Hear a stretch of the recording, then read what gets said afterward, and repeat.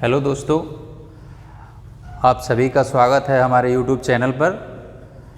आज हम लोग बात करेंगे BA first semester political science के 40 क्वेश्चन की एक सीरीज जिसको हल किया जाएगा ताकि आने वाले एग्जाम में आप सभी को इसका लाभ मिलेगा। तकरीबन 20 से 22 क्वेश्चन आपको इसमें से आने वाले एग्ज़ाम में आपको मिलेंगे। तो आइए हम लोग सॉल्व करते हैं political science BA first semester की ये पहली सीरीज। आप लोग जैसा कि स्क्रीन पे देख पा रहे हैं कि इसमें पहला क्वेश्चन आपको दिखेगा, किसने संपत्ति के अधिकार की मांग की है। तो आपके सामने 4 ऑप्शंस हैं। ऑप्शन ए मार्क्सवाद, ऑप्शन बी समाजवाद, ऑप्शन सी उदारवाद और ऑप्शन डी गांधीवाद। तो इन चारों में से आपको ये देखना है कि किसने संपत्ति के अधिकार की मांग की है। जो सही होगा उसको आप टिक करेंगे। तो इसमें अधिकार की मांग की है उदारवाद ने।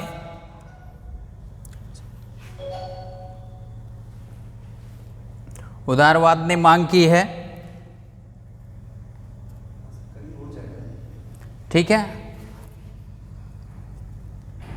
उदारवाद option C is the right answer. गांधीवाद चूँकि महात्मा गांधी से संबंधित विचारधारा है, जिसमें महात्मा गांधी ने स्वयं कहा था कि गांधीवाद जैसी कोई चीज़ नहीं है, लेकिन वो गांधीवादी विचारधारा से संबंधित रहे हैं। मार्क्सवाद ये कार्ल मार्क्स से संबंधित विचारधारा है, ठीक है। और चूँकि जो समाजवाद है वो मानव के आर्थिक समानता की बात करता है, इसलिए इसमें किसने संपत्ति की मांग की है, इसका राइट आंसर आपका हो जाएगा option C. Clear. Next question देखते हैं हम लोग।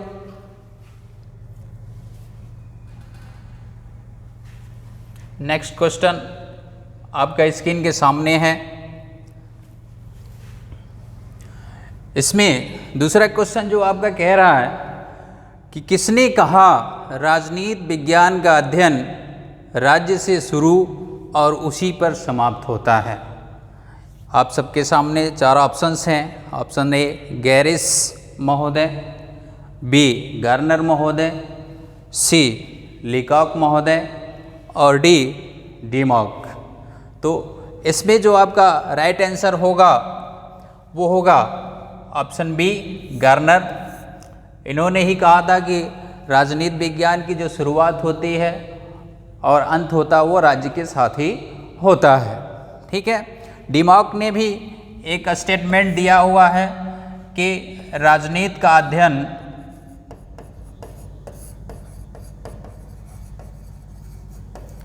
अध्ययन राज्य के साथ शुरू होता है,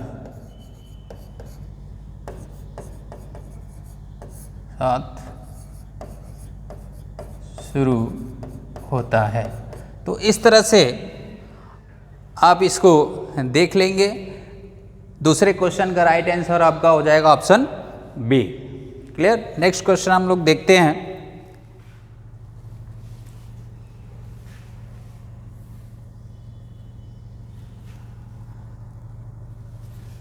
तीसरा क्वेश्चन आप सभी के सामने है। ह्यूमन नेचर इन पॉलिटिक्स पुस्तक के लेखक कौन। ह्यूमन नेचर इन पॉलिटिक्स पुस्तक के लेखक कौन। आप इसमें से देखेंगे कि 4 ऑप्शन में से ही कोई एक ऑप्शन सही है, उसको आप सही टिक करेंगे। A Graham Wallas, B John Locke, C Adam Smith और डी आर्थर बेंटले। तो इस तीसरे क्वेश्चन का जो राइट आंसर होगा वो होगा ऑप्शन ए ग्राहम वॉलस, जो है ह्यूमन नेचर इन पॉलिटिक्स पुस्तक के लेखक हैं। जॉन लॉक के बारे में आप जान लीजिए। जॉन लॉक ने एक रचना लिखी जिसका नाम है two treatises on government, two treatises on government, ठीक है। जॉन लॉक को उदारवाद का जनक कहा जाता है।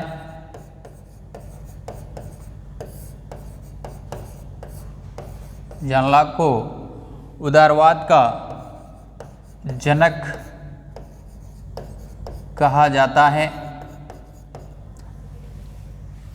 ठीक है। एडम स्मिथ को अर्थशास्त्र का जनक कहा जाता है। एडम स्मिथ को अर्थशास्त्र का जनक कहा जाता है। ठीक है। आर्थर बेंटले ने एक अपनी रचना रची थी, द प्रोसेस ऑफ गवर्नमेंट। ठीक है। तो इस तरह से हम ये देखेंगे कि जो ऑप्शन सही होगा उसको लगाने की कोशिश करेंगे मेरे प्यारे बच्चों। और तीसरे क्वेश्चन का आंसर जो होगा इज द राइट आंसर आपका होगा option A. Clear. Next question देखते हैं हम लोग। नेक्स्ट क्वेश्चन आपके सामने है स्क्रीन पर। चौथा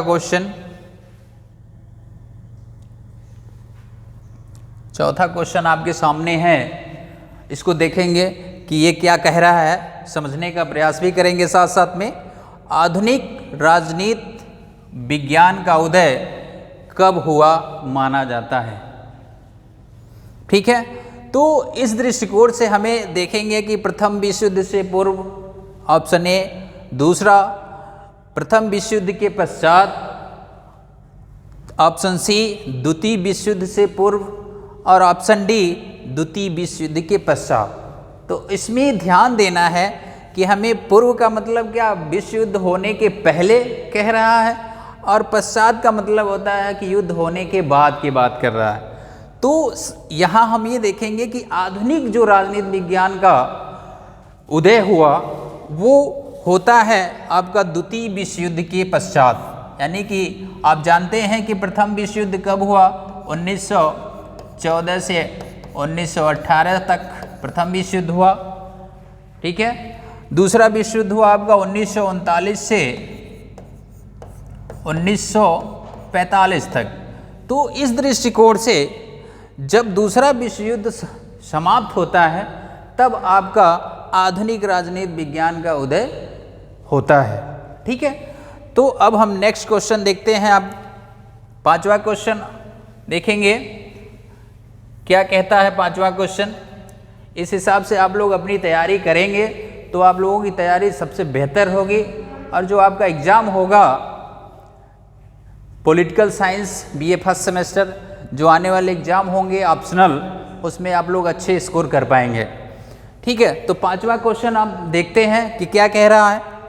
पांचवा क्वेश्चन आप लोग स्क्रीन के सामने है, उसको देखेंगे कि राजनीति विज्ञान शक्ति का विज्ञान है, किसका कथन है। ये बात किसने कही, ये कहना है। ठीक। कि राजनीति विज्ञान शक्ति का विज्ञान है, किसका कथन है। यहाँ कथन देखना है कि किसने कहा। ऑप्शन ए कैटलीन महोदय, option B David Easton, option C Lasswell और कापलान और ऑप्शन डी डहल। तो इन चारों में से जो सही है उसी को हमें लगाना। ठीक है। तो हम यहाँ देखते हैं कि राजनीति विज्ञान शक्ति का विज्ञान है, किसका कथन है। तो ये कथन है कैटलीन महोदय का। ठीक है। कैटलीन महोदय ने, चूँकि कैटलीन जो है शक्ति के समर्थक रहे हैं, शक्ति सिद्धांत का समर्थन इन्होंने किया है। डेविड स्टन की बात कर ली जाए, डेविड स्टन महोदय जो है व्यवहारवाद के जनक माने जाते हैं।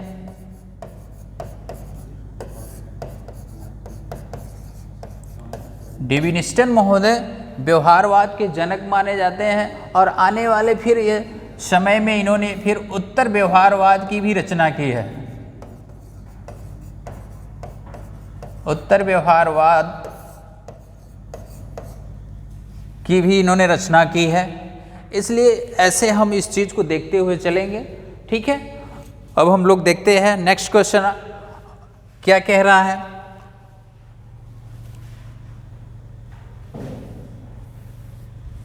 नेक्स्ट क्वेश्चन, और एक बात मैं आप सबको पुनः बता दूं कि जब आप अच्छी तरह से पढ़ाई करेंगे, रिवीजन करेंगे साथ साथ, तो स्वाभाविक है आपका रिजल्ट भी उतना बेहतर आएगा। ठीक है, आइए आप सबके सामने अगला क्वेश्चन जो दिख रहा है उसमें देखेंगे कि ये क्या कह रहा है। यूनानी भाषा में पोलिस का क्या अर्थ है। ठीक है, तो इसमें ऑप्शन ए राष्ट्र, बी राज्य, सी संघ और डी नगर राज्य। ठीक है, तो यहाँ यूनानी भाषा, जैसा कि आप जानते हैं कि पॉलिटिकल साइंस जो है वो यूनानी भाषा के पोलिस शब्द से बना हुआ है, और पोलिस का अर्थ ही होता है, पोलिस का अर्थ ही होता है नगर अथवा राज्य। ठीक है, ये पोलिस जो शब्द है, पोलिस का अर्थ होता है नगर अथवा राज्य। ठीक है, इसको हम ये पोलिस जो है लैटिन भाषा से लिया गया शब्द है, लैटिन भाषा से लिया गया शब्द है जिसका अर्थ ही होता है नगर अथवा राज्य। इतना इसमें जानना है कि पोलिस का जो यूनानी भाषा में क्या अर्थ होता है। ठीक है, तो पोलिस को यूनानी भाषा में हम क्या कहते हैं, नगर अथवा राज्य कहते हैं। क्लियर। चलिए अगला क्वेश्चन देखते हैं हम लोग। और मैं एक बार फिर पुनः आप लोगों को बता दूं कि आप सब अगर मेरे चैनल पर पहली बार आए हैं तो प्लीज़ मेरे चैनल को सब्सक्राइब कर लीजिएगा और साथ ही साथ बेल आइकन को दबा दीजिएगा ताकि आपको ऐसे महत्वपूर्ण जानकारी आप तक आसानी से पहुंचती रहे। चलिए आइए देखते हैं हम लोग अगला क्वेश्चन। आपके स्क्रीन पर है, रिपब्लिक किसकी रचना है। तो रिपब्लिक के किसकी रचना है, ऑप्शन आपके सामने है। ए अरस्तु, बी प्लेटो, सी मार्क्स और डी ग्रीन। तो इन चारों में से रिपब्लिक की रचना किसने की है, इसको जानने की कोशिश हम लोग करते हैं। रिपब्लिक की रचना किया है प्लेटो महोदय ने। जैसा कि प्लेटो जो है, रिपब्लिक इसकी प्रसिद्ध पुस्तक है, प्रसिद्ध रचना है। ठीक है, रिपब्लिक की रचना करने पर ही प्लेटो मशहूर हुए और अपने रिपब्लिक में ही प्लेटो ने आदर्शवाद की बात की, आदर्शवाद की बात करता है, अपने राजा की बात करता है, न्याय सिद्धांत की बात करता है, न्याय सिद्धांत की बात करता है अपने रिपब्लिक में ही। ठीक है, तो इसलिए प्लेटो की जो सबसे महत्वपूर्ण कृति है वो रिपब्लिक मानी जाती है। क्लियर। अरस्तु भी प्लेटो का ही शिष्य है। अरस्तु जो है प्लेटो का शिष्य है और अरस्तु ने भी एक रचना लिखी जिसका नाम है पॉलिटिक्स।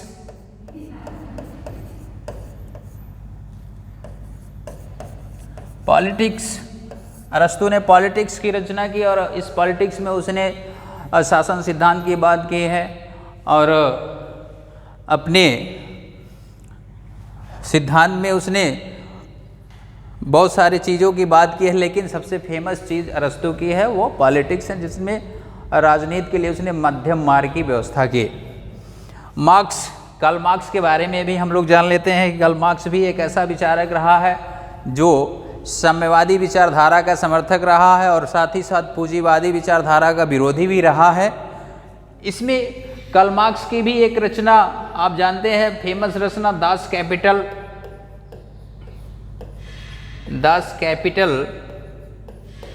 कैपिटल इसकी रचना है। ग्रीन महोदय भी ये ब्रिटेन के विचारक रहे हैं। इन्हें जो है सकारात्मक सिद्धांत की बात करते हैं, सकारात्मक सिद्धांत की बात करते हैं, इसलिए ग्रीन भी जो है नैतिकवादी विचारक हैं ब्रिटेन के। तो हमें क्या देखना है कि जो आपका अगला क्वेश्चन है रिपब्लिक किसकी रचना है इसके बारे में, तो आपका राइट आंसर हो जाएगा बी प्लेटो। क्लियर। चलिए नेक्स्ट क्वेश्चन आप देखते हैं हम लोग कि नेक्स्ट क्वेश्चन आपकी स्क्रीन के सामने क्या है। नेक्स्ट क्वेश्चन आप देख रहे हैं जैसा कि द प्रिंस पुस्तक के लेखक कौन है, ये जानना है। आप लोग भी अपने कमेंट्स कर सकते हैं कि जल्दी जल्दी आप लोग कमेंट्स करेंगे तो पता चलेगा कि हाँ आप लोग कितनी बेहतरीन तैयारी कर रहे हैं, आपकी तैयारी किस दिशा में जा रही है, इसको हमें देखना है। चलिए आइए देखते हैं आपका नेक्स्ट क्वेश्चन क्या है। द प्रिंस पुस्तक के लेखक कौन है, इसके बारे में देखेंगे। आप ऑप्शन आपके सामने है। ए मिल, बी ग्रीन है, सी मैकियावेली और डी बेंथम। तो द प्रिंस किसने लिखा इसको जानना है। राइट आंसर आपका हो जाएगा Machiavelli. Machiavelli he the Prince के लेखक हैं और इसमें इन्हें अपने राजनीतिक विचार दिए हुए हैं कि किस तरह से मैकियावेली ने जो राजनीति को, मैकियावेली राजनीति को धर्म से अलग करता है, धर्म से अलग करता है और इसीलिए मैकियावेली को आधुनिक युग का शिशु कहा जाता है। मैकियावेली अपने समय का शिशु कहा जाता है, आधुनिक युग का प्रथम विचारक भी कहा जाता है मैकियावेली को। यहाँ पे हम नोट कर लेंगे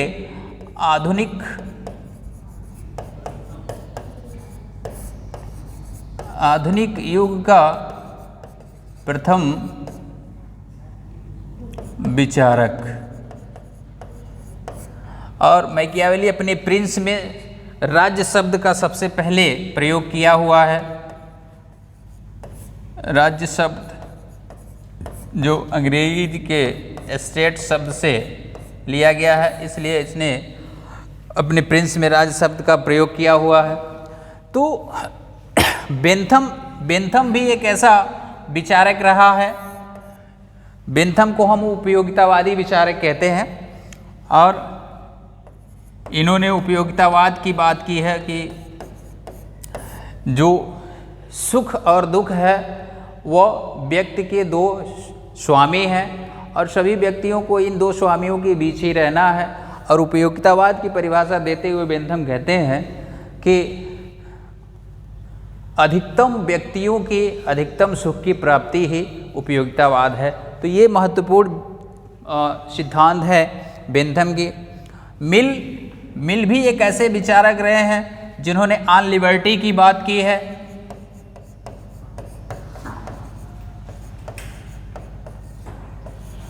ऑन लिबर्टी इन्होंने लिखी है। मिल जो है अपनी रचना लिखते हैं ऑन लिबर्टी, और ऑन लिबर्टी में ये दो प्रकार की स्वतंत्रता की बात करते हैं। ठीक है, दो प्रकार की स्वतंत्रता की बात करते हैं। उसमें इन दो प्रकारों में एक स्व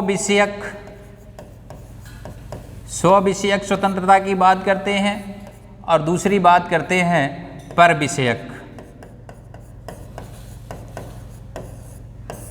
विषयक स्वतंत्रता की बात करते हैं।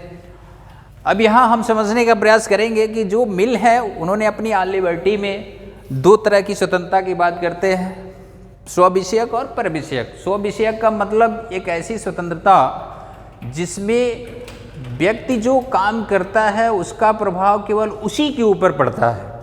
ठीक है, तो उसको हम कहते हैं स्व विषयक। लेकिन पर विषयक जो स्वतंत्रता है, जो दूसरी स्वतंत्रता है, वो होती है कि व्यक्ति जब ऐसे काम करता है कि जो उसका प्रभाव उसके साथ साथ दूसरे के ऊपर पड़ता हो, तो उसको हम कहते हैं पर विषयक स्वतंत्रता। अब यहाँ हम J.S. मिल को ऑन लिबर्टी के माध्यम से जानते हैं कि दो स्वतंत्रता दो प्रकार की होती है, एक पर विषयक और एक स्व विषयक। क्लियर? चलिए हम अब आगे बढ़ते हैं और मुझे उम्मीद है कि आप लोगों को अगर क्वेश्चन पसंद आ रहे हैं, अच्छा लग रहा है, तो आप लोग ज़्यादा से ज़्यादा लाइक और शेयर कीजिएगा। ठीक है, आगे बढ़ते हैं हम लोग नेक्स्ट क्वेश्चन की तरफ। नेक्स्ट क्वेश्चन देखते हैं क्या कह रहा है। अब नेक्स्ट क्वेश्चन ये है कि वर्ग संघर्ष के सिद्धांत के प्रतिपादक कौन है। ये हम लोगों को देखना है कि वर्ग संघर्ष सिद्धांत के प्रतिपादक कौन है, किसने वर्ग संघर्ष की बात की है। Option A Marx, option B Bentham, Locke और ग्रीन। तो इन चार में से केवल एक आपको सही आंसर पे टिक लगाना है ताकि आपका स्कोर अच्छा हो सके, और जितना बेहतर आप जितनी बेहतर तरीके से आप अपनी तैयारी करेंगे, प्रैक्टिस करेंगे, तो आपका रिजल्ट उतना ही बेहतर होगा। क्लियर? चलिए, वर्ग संघर्ष के सिद्धांत के प्रतिपादक कौन है इसको देखते हैं हम लोग। तो वर्ग संघर्ष की बात हमेशा से मैंने कहा कि कार्ल मार्क्स ऐसा विचारक रहा है जिसने पूंजीवाद का विरोध किया है, और वो कहता है कि जब पूंजीवाद आता है तो हमेशा से राज्य में दो वर्ग सामने होते हैं, एक पूंजीपति और दूसरा श्रमिक। तो इसलिए वर्ग संघर्ष की जो बात करता है वो है कार्ल मार्क्स। ठीक है, कार्ल मार्क्स। अब पिछले क्वेश्चन में हम लोग बात कर चुके हैं बेंथम के बारे में कि बेंथम उपयोगितावादी सिद्धांत का विचारक रहा है। लॉक की भी हम लोग बात कर चुके हैं कि लॉक ने अपने टू ट्रीटीज ऑन गवर्नमेंट में सामाजिक समझौते की बात की हुई है, किस तरह से राज्य की उत्पत्ति होती है। ग्रीन एक आदर्शवादी नैतिकवादी विचारधारा के विचारक रहे हैं। इन्होंने भी नकारात्मक और सकारात्मक स्वतंत्रता की बात की है, और ब्रिटेन को इन्हीं के स्वभाव के कारण ब्रिटेन को एक आदर्शवादी या कल्याणकारी राज्य का घर कहा जाता है। क्लियर? चलिए, अगला क्वेश्चन हम लोग देखते हैं क्या कहता है। चलिए, ठीक है, अगला क्वेश्चन, और इस पे हम चाहेंगे कि आप लोग एक कमेंट भी समय समय से मिलते रहे कि और क्या बेहतर किया जा सकता है। ठीक है, चलिए, नेक्स्ट क्वेश्चन जो सामने दिख रहा है, चौखंबा राज्य का संबंध किन विचारक से रहा है। तो इसको जानने का प्रयास करेंगे कि चौखंबा राज्य से कौन संबंधित है। तो आप ऑप्शन आपके सामने, option A Mahatma Gandhi, B doctor Ambedkar, और सी एम.एन. राय, और डी डॉक्टर राम मनोहर लोहिया। तो आप सभी लोगों को लगभग जानते हैं, महात्मा गांधी, डॉक्टर अंबेडकर, एम.एन. राय और डॉक्टर राम मनोहर लोहिया। तो चौखंबा राज्य जो है, चौखंबा राज्य से संबंधित जो विचारक रहे हैं वो आपके रहे हैं डॉक्टर राम मनोहर लोहिया जी। ये समाजवादी विचारधारा के विचारक रहे हैं। इन्होंने समाजवाद का समर्थन किया हुआ है। ठीक है, और बात करें कि जब यह समाजवाद का समर्थन करते हैं तो चौखंबा राज्य का जो जिक्र करते हैं वो डॉक्टर राम मनोहर लोहिया जी ही करते हैं।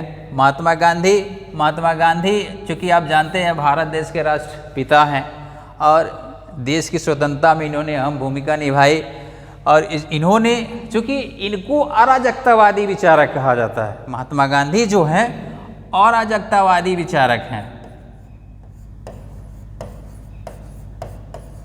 अराजकतावादी विचारक हैं। अब क्यों अराजकतावादी हैं? इसलिए कि ये चाहते ही हैं कि राज्य ना हो, क्योंकि जब भी राज्य अस्तित्व में आएगा तो वह लोगों का शोषण करना शुरू कर देगा। इसलिए चाहते थे कि लोगों का शोषण ना हो, तो न तो राज्य रहेगा और न ही शोषण होगा। इसलिए इनको हम अराजकतावादी विचारक कहते हैं, महात्मा गांधी को। डॉक्टर बी आर अम्बेडकर भी एक ऐसे समुदाय के लिए लड़ाई लड़ी जो हमेशा से ही दमित रहा, शोषित रहा और शोषण का शिकार हुआ, और उन सबके कल्याण के लिए इन्होंने अपनी लड़ाई लड़ी। इसलिए इनको भारत का शिल्पकार कह लीजिए या संविधान के निर्माणकर्ता कह लीजिए, डॉक्टर बी आर अम्बेडकर। ठीक है, एम.एन. राय भी ऐसे भारत के क्रांतिकारी विचारक रहे हैं जिन्होंने नव मानववाद की बात की है। एम.एन. राय नव मानववाद की बात करते हैं, और ये सबसे पहले इन्होंने भारत में साम्यवादी दल की भी व्यवस्था की थी, उसका गठन भी किया था। ठीक है, तो इस तरह से आप जानने की कोशिश करेंगे और अपनी तैयारी को बेहतर बनाने की कोशिश करेंगे। चलिए आइए देखते हैं हम लोग नेक्स्ट क्वेश्चन क्या कह रहा है।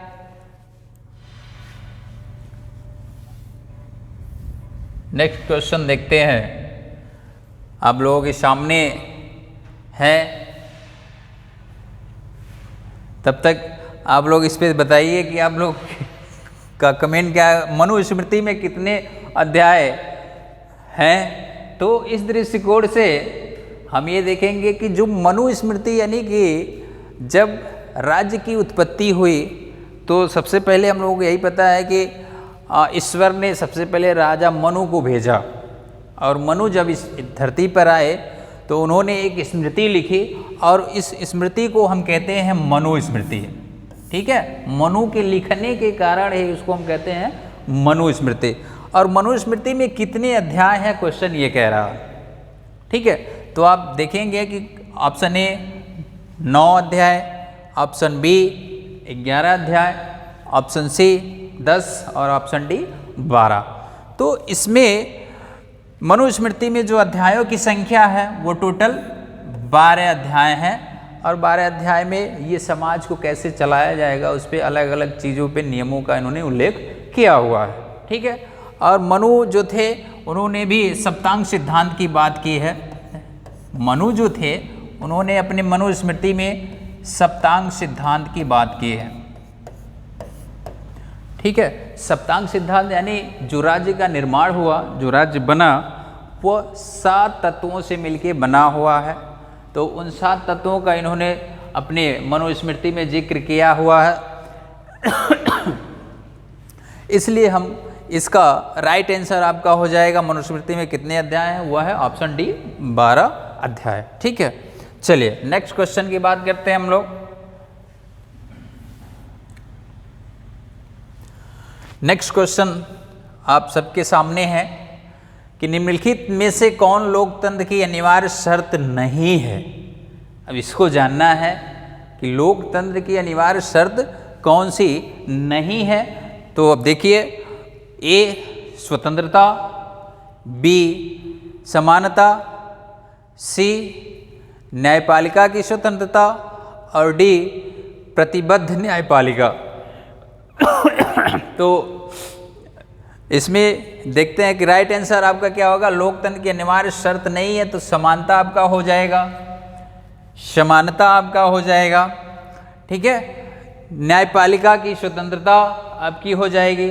ठीक है, प्रतिबद्ध जो न्यायपालिका है ये आपका लोकतंत्र की आवश्यक शर्त नहीं है। ठीक है, इसलिए हम आपका इस राइट आंसर क्या हो जाएगा, ऑप्शन डी। क्लियर। चलिए अब अगला क्वेश्चन हम देखते हैं, क्या है अगला क्वेश्चन।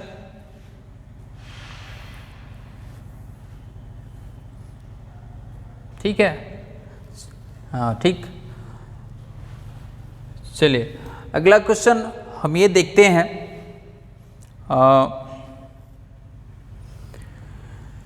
कि निम्नलिखित में से किसने 2 प्रकार की असमानता की पहचान की, प्राकृतिक असमानता और पारंपरिक असमानता। ठीक है, ये किसने 2 प्रकार की असमानता की पहचान की है। तो यहाँ हम लोग देखेंगे यहाँ हम लोग देखेंगे कि यहाँ असमानता की बात हो रही है। एक तो प्राकृतिक असमानता और दूसरा पारंपरिक असमानता। Option A Thomas Hobbes, option B John Locke, option C Jean Jacques Rousseau और ऑप्शन डी मॉन्टेस्क्यू। ठीक है, तो इसमें आपको राइट आंसर लगाना है कि कौन समानता को, असमानता और पारंपरिक असमानता की बात करता है, इसको देखना है। तो इसमें आपका राइट आंसर हो जाएगा आपका option C Jean Jacques Rousseau. ठीक है, रूसो भी समझौतावादी विचारक है, जॉन लॉक भी समझौतावादी विचारक है और थॉमस हॉब्स भी समझौतावादी विचारक हैं। इन तीनों विचारकों ने अपने अपने कृतियों में, थॉमस हॉब्स की जो रचना है वो लेवियाथन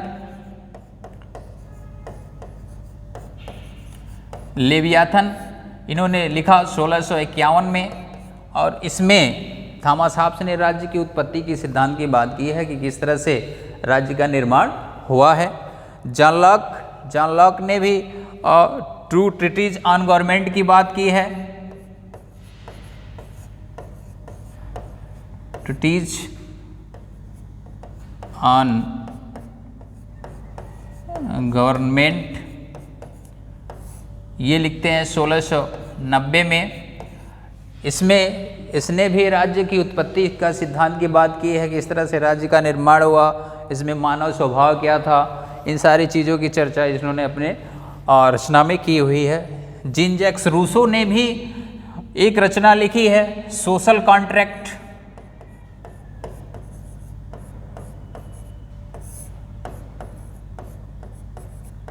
सोशल कॉन्ट्रैक्ट की रचना की 1762 में, और इसमें रूसो ने बताने की कोशिश की है कि किस तरह से राज्य की उत्पत्ति हुई है और इसमें क्या क्या कारण रहे हैं। ठीक है। मॉन्टेस्क्यू भी एक ऐसा विचारक रहा फ्रांस का, इसने भी एक रचना लिखी, शक्ति का पृथक्करण सिद्धांत या पृथक्करण शक्ति का पृथक्करण सिद्धांत। और इस सिद्धांत के द्वारा ही जब अमेरिका की बात किया जाता है कि जब अमेरिका में 1787 में फिलाडेल्फिया सम्मेलन हो रहा था, तो उस समय जो संविधान सभा में बैठे लोग थे, जिन लोगों के ऊपर जिम्मेदारी थी अमेरिका के संविधान बनाने की, उन लोगों ने मॉन्टेस्क्यू के इसी सिद्धांत का समर्थन किया और उनके दिमाग में मॉन्टेस्क्यू के शक्ति पृथक्करण सिद्धांत की ही बात चली और इसी के आधार मानकर उन्होंने अमेरिका का संविधान तैयार किया हुआ। ठीक है। इसलिए मॉन्टेस्क्यू जो है एक रचना लिखता है जिसका शक्ति पृथक्करण पृथक सिद्धांत है। तो इसमें ये क्वेश्चन सबको क्लियर हो गया कि निम्नलिखित में से किसने दो प्रकार की असमानता की बात की है, प्राकृतिक असमानता और पारंपरिक असमानता। तो आपके सामने ऑप्शन राइट आंसर आपका हो जाएगा सी, जीन जैक्स रूसो। क्लियर। चलिए नेक्स्ट क्वेश्चन की तरफ बढ़ते हैं। नेक्स्ट क्वेश्चन आपका क्या कह रहा है इसको देखेंगे। नेक्स्ट क्वेश्चन को सभी लोग ध्यान से देखिए कि नेक्स्ट क्वेश्चन कहना क्या चाहता है। नेक्स्ट क्वेश्चन कहना क्या चाहता है, इसमें देखेंगे निम्न में से कौन यूनानी राजनीतिक चिंतक नहीं है।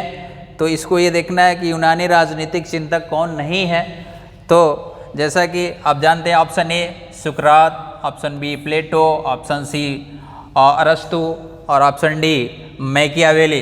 तो ये ऊपर से जो तीन आपको दिख रहे हैं ये यूनानी विचारक रहे हैं और ये गुरु शिष्य की परंपरा जोड़ी रही है।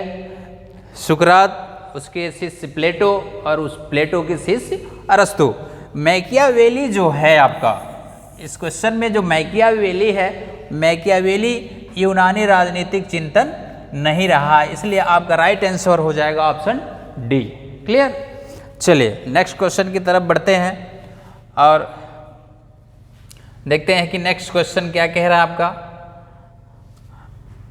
नंबर 15 देखेंगे, किसे राजनीति विज्ञान का जनक माना जाता है। चूँकि हम लोग राजनीति शास्त्र का पेपर सॉल्व कर रहे हैं और पेपर सॉल्व करते हुए हमें ये जानना है कि भाई राजनीति विज्ञान का जनक कौन है, इसलिए ये क्वेश्चन बहुत ही इंपॉर्टेंट रहेगा आप सबके लिए।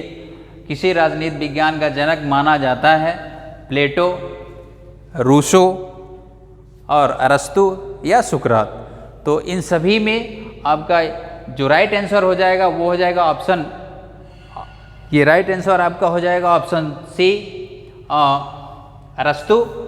ठीक है, क्योंकि अरस्तु को ही राजनीति विज्ञान का जनक माना जाता है। तो आज के लिए ही इतना ही, और मैं फिर से आप सभी को कहना चाहूँगा कि आप सब ज़्यादा से ज़्यादा इस चैनल को सब्सक्राइब कीजिएगा। धन्यवाद। Thank you so much.